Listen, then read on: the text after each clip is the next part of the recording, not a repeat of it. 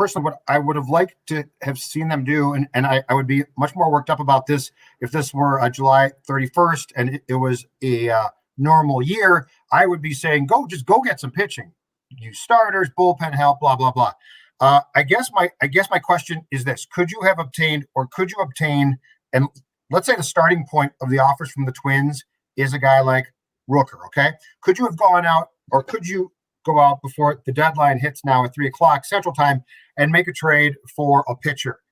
But the one thing that I would not do is, I would not, if I was the Twins right now, make any moves for essentially rental players that would cost me a thing. This is one year where I personally, with what you're going through, would rather prospect hoard and either use those guys and trade them next year and or have them come up and contribute. The other thing that we're not exploring enough here too, gents, and this came to me today, and we're not really talking about this, is, as Jake and I, Phil, have talked about, the Twins aren't exactly forthcoming when it comes to guys being hurt, right? Like, we don't get much play-by-play of who's coming back when. Like, it's always this nebulous, well, yeah, he's making progress. There is the off chance, gentlemen, that this team knows far more about Donaldson and or Buxton, so both possibly, about when they're coming back, or more importantly, not coming back. And this might be, and I'm not trying to create excuses here, but this might be an occasion as well where in the shortened season, they're not going to rush guys. And so they're saying, we've got a decent team. It's not great, but why make a major potential splash move for what could be considered a rental player if Donaldson's going to be lost, through the 60 games, or Buxton? Because Buxton's thing, keep in mind too, you guys, it's a reoccurrence of the left shoulder that he hurt and had surgically repaired. Now, we don't know exactly how much, but it's definitely the same shoulder, and it was definitely aggravated by the slide against the Brewers that won that game. My point being is, I do wonder if there's information, not surprisingly, being withheld that would change their view on potentially making moves and or, probably more importantly, not making moves today. Go ahead, Jake. Well, so your conspiracy theory here, the Zolgad conspiracy theory, is that the Twins know that Buxton and or Donaldson is potentially out for the year. Yes. Right. Yes. But wouldn't that make them more likely to make a trade? Or no, they're punting this year. They're going to punt if Donaldson and Buxton are out, that they're just punting on the season. Yes, that they're going to stay in-house, and they'll still try. But my point is, do you want to go make a 2020 splash move if part of your star power is going to be lost for an extended period? And look, the one thing that we know about this team is they are never going to tell us what's truly going on. So we have to take into account that there's a lot more here than what we in the media and or fan base knows. I mean, go ahead, Phil. That's fair. Like, I think Josh, I take them at their word that Josh Donaldson has been fairly close and that they do plan on bringing him back. The problem is, we're sitting here trying to evaluate this without having all the information about whether Josh Donaldson has had a setback or something in the last 3 days. We just know that he's not in the lineup tonight, and we know that Byron Buxton's not in the lineup tonight, but that doesn't mean that they won't be in the lineup on like Wednesday or something. So it is hard to sit here and speculate when they don't give any information about injuries. So I'll give you that.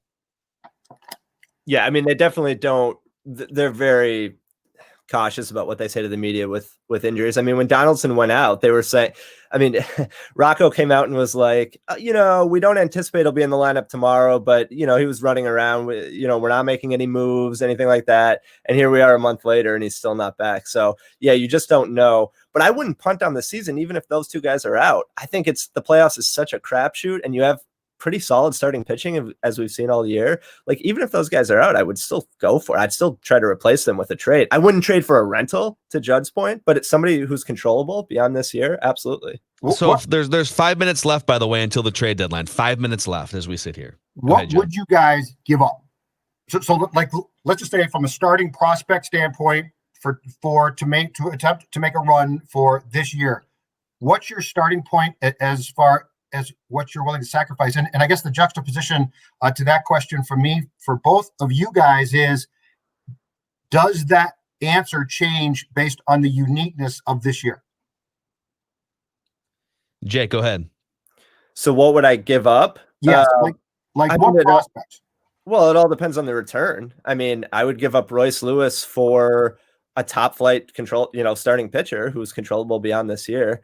So yeah, I mean, I wouldn't give up much for a rental for sure. And I think we talk about Brent Rooker a lot. I think we might be overvaluing Brent Rooker a little bit. Nothing against him, but he's almost 26. He hasn't debuted yet. He has big strikeout rates. So I'm not sure he would really bring much back. But for the right deal, if it's controllable pitching or an elite controllable bat, I would listen on any prospects. I mean, so I would too. I mean, it's all relative. Like I would trade Royce Lewis. I just wouldn't trade Royce Lewis for 1 month of a starting pitcher. I probably wouldn't trade Royce Lewis for a year and a half. I would probably need like give me like 3 playoff runs of a top flight starting pitcher before I would trade Royce Lewis. Would I trade Royce Lewis for Xander Bogaerts, age 27, right now on the spot? 100%. Absolutely. But I'm going to guess the Red Sox probably want more than that. I think I would definitely be in the market for a pitcher that I thought could help assure that I don't, run another losing streak of 5 games in the month of September, and a starting pitcher that I would feel comfortable putting into my playoff rotation. Because right now, the only guy that I feel really ironclad comfortable with in a playoff rotation is Kenta Maeda. Jake Odorizzi has had injury issues and durability issues. We all know Jose Barrios, when he's on, is their best starter, but he's only been on like once all year to this point. And Randy Dobnak just feels like he has been, I don't know how he's dodging these bullets, and finally it caught up to him. But Randy Dobnak has been pitching over his head since the day he debuted. And he's great and he's fun and it's a great story. But at some point, like, you have to miss more bats if you're going to beat the Yankees in a playoff game. And so I keep turning to 2 pitchers that are under team control, one through a contract and one through arbitration through 2021. One is 27 years old. He's a former number 4 overall pick, and he's finally having his breakout season now that he's not with his crappy old franchise. Dylan Bundy is a really interesting one who has a 2.47 ERA so far this year and great peripherals, strikeout rate, etc. And I know Judd has already dismissed him, but Lance Lynn has been excellent throughout his entire career, except for the 20 games he was in a Twins uniform. He leads the league in innings, in starts. He's been durable. And in his 2 years with Texas, he started 41 games, 10.5 strikeouts per 9, a 3.33 earned run average, and a FIP that's even lower than that. And so Lance Lynn, if you didn't have the 20-game mental stain of him in a Twins uniform, you would be saying the Twins should absolutely trade for a year and a half and 2 playoff runs of Lance Lynn. Like, I would absolutely greenlight either one of those without giving up a top prospect. Johnny so that's what I was going to ask. What would you give up for Lance Lynn or Dylan Bundy? And I realize Lynn's a little bit better than Bundy, but would you include a Kirilloff or a Larnach in that package, or is that too much for you? I'm not giving up there's no way on God's green earth, Jake Depue, that I'm going to give up what the Rangers are going to get probably if they do trade Lynn. I can't do it. The Bundy one intrigues me more. But the Rangers are, if you've got, let's say, the Twins, the Dodgers, and 2 more teams that are currently bidding on Lance Lynn, that asking price is going to be way more than I can give up. And hey, look, knowing what I know about him from, as Phil said, that 20-game stint here, that sours me more. But I couldn't make that trade, and I can't give up, because I think if you make the deal with the Rangers for Lynn, I think you're talking about at least one of your top 5 prospects. I'm not doing that. I'm sorry. So before I answer that question, I just want to state that we've been sitting here waiting for basically 15, almost 20 years for the Twins to do something huge at the trade deadline midseason. I commend them. The Josh Donaldson signing was awesome. They've made great little moves here and there at the deadline, like Sergio Romo was a great deadline acquisition. Sam Dyson, they might have wanted to take a closer look at the medicals on that one, but like the idea of a Sam Dyson was a good idea. As we count down here, it is 3:00 Central Time. The trade deadline has hit. It doesn't mean that there aren't going to be deals that come out, so we'll keep you posted here on this trade deadline special. But my biggest question would be, when are the Twins and even fans and Judd in this case going to stop making excuses for not being aggressive at the trade deadline? And I get, well, this year it's built in, it's a pandemic year and it's a weird sprint and it's only 60 games and you gotta hold on for next year. Well, the Twins can win the World Series this year. That's a fact. They can win the World Series this year. They probably need a boost. In order to get that boost, you have to make a trade. So you can say not this year, but you're not guaranteed that next year's going to, like, what if next year you're the third best team in your own division and the playoffs go back to the old format and you miss the playoffs as a 90-win team? You can win the World Series this year. And so I just think it's dangerous to not pull the trigger on something that can help your win now window as the Twins are in. I killed them last year because I said, and I think rightfully so, look, Romo and Dyson, that's fine, but go out and get pitching. And they didn't, okay? So I can't sit here, though, this year and not be affected by the season length, by the difference in the year. I just think that this year, to me, if nothing else, is a gift. It's a gift to see what you have and don't have. And look, there are some things that are concerning, definitely concerning. And some evaluations, I think, that have to be made and probably have to be changed, and probably would cause me to make moves once the winter hits. That being said, I can't sit there for months, as I did, or a month, and say, you know what, the 2020 season doesn't feel the same to me. It feels different, blah, blah, blah. And now come back to you at the deadline and pound my desk right here and say, damn it, make moves. So, all right. Sorry. Next. This is coming from John Morosi as the deadline hits. He has a source that says the Twins did not trade for a starting pitcher at MLB Network. So if there is something that trickles in, it will not be for a starter. I'm going to rifle through some news here. So Dex has John Morosi. Doogie from Channel 5 and the Scoop podcast says Twins stay pat. And Dan Hayes from The Athletic says no activity from the Twins today. They expect to get a lot of key players back very, very soon. There are other teams that are like trades are trickling in here from other teams. So this wound up being one of the most active deadlines. I mean, Mike Clevenger was probably the best name traded, maybe Starling Marte.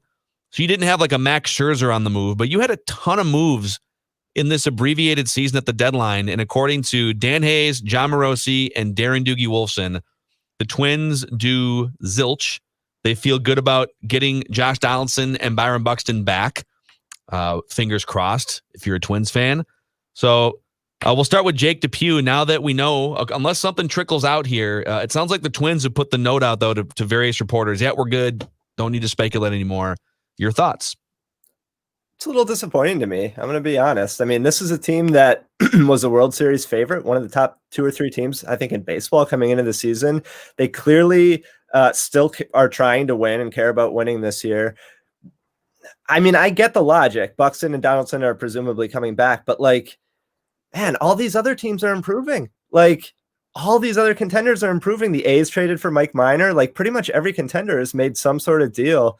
It's a little disappointing. And I'd say as good as Falvey and Levine have been, and I think they've been phenomenal, the trade deadline is one spot that I think they've kind of botched. In 2017, they bought and then sold 6 days later, and then ended up making the playoffs without their closer, Brandon Kinsler, right? In 2018, they got a bunch of prospects. I think they did well there. But then last year to not get a starter, and as much as I love Randy Dobnak, to have him starting game 2 at Yankee Stadium with a team that won 101 games, that was disappointing. And I don't know, man. I think not doing anything at all when you consider yourself a World Series contender, I think it's a little too conservative for me. I'm not upset because of the circumstances. But what Jake just said is also 1,000% right. And if you look at the big picture of this deadline again and what they did last year, which, considering how good the team was, in my opinion, not enough, I think there's a concerning trend here. And that is, are you able to, when push comes to shove, pull the trigger when you need to? And the answer right now is we don't know. It looks like the Twins freeze. And so, look, I'm not going to sit here and torch them for what they didn't do today. But when I put that together with, as Jake says, Phil, 2 years back, and then last year, and then this year, it starts a concerning trend. And I will say, we have seen enough in 2020 to have some real concerns about 21. And there's probably fixes that most definitely are going to need to be made. Now, my question is, can those fixes be made? Can you trade prospects? Because that's the one thing the Twins aren't really showing yet.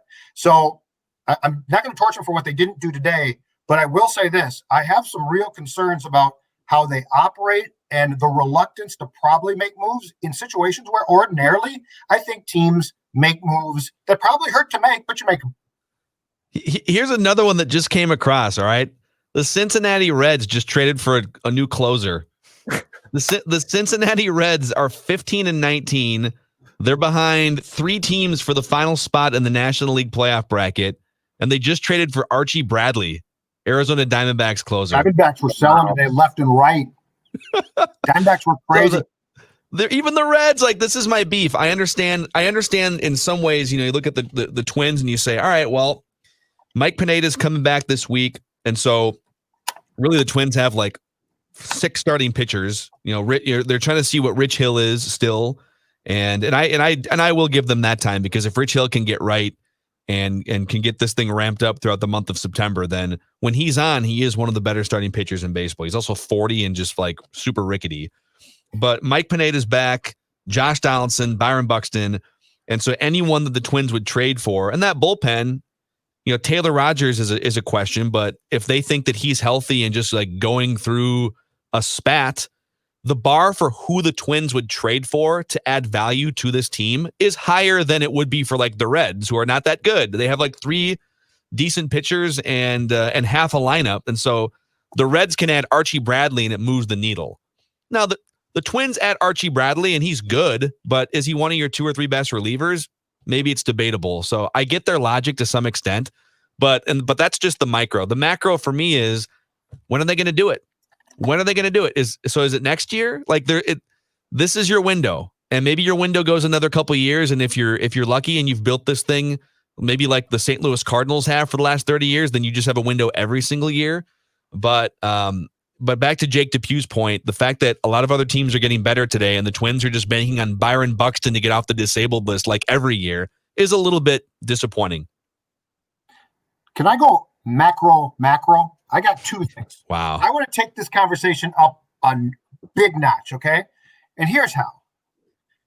To what Jake and Phil, both of you said, and I touched on. The question to me becomes this. The sense of urgency all around in times of push comes to shove has not been there. And that's true of Falvey. That's true of the executive staff. And guess what now, guys? It's true of Rocco, too. The whole thing that I talked about coming into this year was, in a 60-game season where it's not going to be normal and it's going to be for baseball a sprint, are you going to make moves based on urgency? And Rocco Baldelli, that flies in the very face of how he elects to live life, okay? But you've got no choice. But I will say this, in Rocco's case, for the most part, he has made his choice, and that is, think about it, to handle things as if this season started on March 26th. Think about the fact that the bullpen, he is basically bound and determined to rest guys. The starting staff, the exact same thing. And I am all for keeping guys healthy. And for the most part, I think he's probably right. And he deals in the right way. But when you're talking about a 60-game season where there is urgency, where, look, whether you like it or not, a 5-game losing streak that includes a sweep at the Tigers should cause you to be like, this is not right. We have seen nothing from him so far that shows, oh my God, I got to at least do something different. And so I think if there's one overriding concern about the Twins, who are run by very smart people, but just as a whole, is there an urgency button at Target Field at all? And I don't know that the answer is yes at this point. And this is where, so I have urgency not to piss off my wife, so I have to jump off in a second. But this is where, like that Royals series earlier in the year where they got swept and they didn't pitch a single, good reliever in 3 close games. This is where it's coming back to bite them a little bit now. And same with this Detroit series. Now they're 2.5 up on the 9 seed Detroit. They lose the tiebreaker to Detroit based on head to head. And so it's like now they have to, win some of these games and act with the urgency that they didn't have earlier in the season just to fend off Detroit for the 8 seed. I kind of got ripped for that at the time for criticizing that by some people. And I just thought it was too passive, man. I think in a 60-game year, you still have to go out and try to win these games. You don't run your relievers into the ground, but like to not pitch any of their top 5 relievers in that Royals series and to mail in some of these other games the way they have, I don't know, man. I love Rocco. I really do, but it's just a little too passive for me. Yeah. All right, so you don't get disowned and divorced. We'll say goodbye to All Jake right. Depue. See you, Thanks Jake. for hanging out with us, Thank man. you. All right. Appreciate it. In perhaps the most baseball-y, old-timey baseball tweet ever, Judd and Declan, Bob Nightingale from USA Today tweets, the Rangers have telephoned Lance Lynn to tell him that he is staying put. So Lance Lynn was not traded, Rotary. and the Rangers have telephoned him to make that case. Hello, Lance. Lance, Sweet. are you there? Just want to tell you, it's the Rangers here. Your stand put. Good job, kiddo. And I'm We're sure gonna he would put you on the train, grab your briefcase. he would have taken his phone and taken his sweet time, just like he did on the mound for the Twins. You guys, you need to get over it, you guys. Just because Lance Lynn takes a half hour to throw every pitch doesn't mean that he wouldn't be an asset for this team, all right? You I don't have to covered the watch. guy. I feel like I can't Just get take a past night off once every 5 games. Sorry, I can't get past it. Man. So, well, they didn't make any moves. There's a lot to be discussed in the coming days here, but they have basically said, without saying directly, maybe they have, we like our roster at full strength to potentially push forward and win the World Series. And September is just about getting that roster to full strength while also not losing 6 games in a row again while you're trying to do said thing. So, And does Buxton stay healthy? I mean, that's a lot to ask. The fact that Donaldson's calf problem is essentially chronic is a problem as well. I just really hope that the Twins, if nothing else, use this year, guys, as an opportunity to sort of see what needs work. Because I mean, this is a good team. This is a good team. This has components of a good team. But this division next year, choo-choo, here come the White Sox. I mean, that's a damn good team. Cleveland offensively has question marks, but that pitching is still good. So it's going to be tough. And I do believe that if you sit back and just like say, well, we got all these prospects coming, it's going to be fine. Again, I just want to know, and I want to see at some point in time beyond a signing like the Donaldson one, where the urgency lies at times. And that doesn't mean that I want people to go crazy and turn over the food spread and all that good old cliche stuff. But there are times where I say, do you ever sense it, boys, or are you always just sort of comfortable? And I don't know the answer to that one yet. Yep. It is worth noting, too, as Doogie points out, Houston, the White Sox, and the Yankees, and the Rays, who are, I believe, still tops in the American League East, none of those teams made a move. So 5 of the playoff teams in the American League, Twins included, did not make a move today at the deadline. So I think that's a wrap for us right now, just because, Phil, quick question. How much do you think teams that didn't make moves might have not made moves based on that first round being such a short hockey-like crapshoot? It's a good question. Good question point for Judd. Ding. But I don't think it has as much of an effect, because if it does, then you're saying the difference between a 5-game series and a 3-game series is like your top willing to give up your top prospect or not. Sure. And the reality is a 3-game series and a 5-game series both present crapshoot natures. So would it make you a little bit more hesitant if you're a top team? Like if you're the 1 seed, you know, I don't know. You're definitely more at risk as a top seed to get bounced early in the playoffs when it's 2 out of 3. I mean, think about if the Reds get in and they play the number 1 seed. I don't want to face the Reds if they've got Trevor Bauer lined up for the first game, and now I'm down 2 games, and now I got to sweep the next 2 games, and there's Sonny Gray. So, I think I guess I thought teams were going to be way more hesitant, but teams clearly decided we're going to give up something. I don't know how many top prospects were traded in the last 48 hours, but teams definitely decided that we don't care if it's a sprint season. We're going to make trades and see what happens. Even teams that are under 500 right now are making trades. And the Twins, when fully healthy and when everyone is clicking, have one of the best rosters, if not like a top 3 roster in all of baseball. And we just haven't seen it healthy and clicking so far this year. And so that's the goal in the next 30 days, is to just see if everyone can get back on the field. I'm skeptical. I'm skeptical. I am too. But we shall see. All right, you can find Mackey and Judd daily discussions about Minnesota sports on the Mackey and Judd podcast feed. And write that down Wednesday later this week, too, where I'm sure we will make Twins-related predictions. And we'll see you later. Thanks for hanging out with us on this Twins Trade Deadline special on Score North Social Media.